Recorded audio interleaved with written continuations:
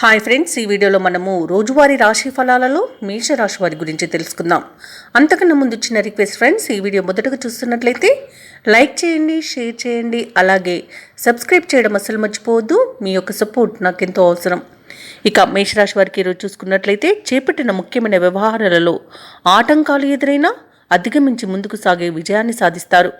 ఇక గృహ నిర్మాణ యత్నాలు ఎవరైతే చేస్తున్నారో వాటిలో ఉన్న ఆటంకాలను ఈరోజు తొలగించుకోగలుగుతారు.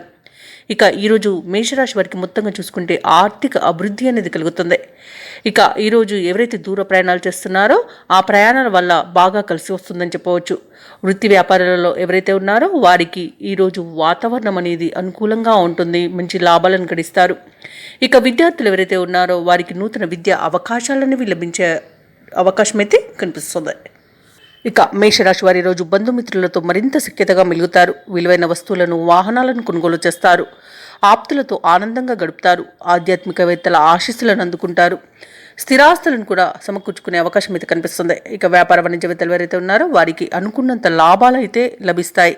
ప్రభుత్వ ఉద్యోగస్తులు ఎవరైతే ఉన్నారో వారికి ఉన్నతమైన అవకాశాలు లభించే అవకాశం కనిపిస్తుంది. కళాకారులకు, శాస్త్రవేత్తలకు అనుకున్నది సాధిస్తారు. విద్యార్థులు మరింత ఉత్సాహంగా ముందుకు సాగుతారు. ముఖ్యంగా మహిళలకి కొన్ని సమస్యల నుండి విముక్తి అనేది లభిస్తుంది. ఇక మేషరాశి వారికి అదృష్ట రంగు నీలం, ప్రతికూలమైన రంగు ఎరుపు, అదృష్ట సంఖ్య 2.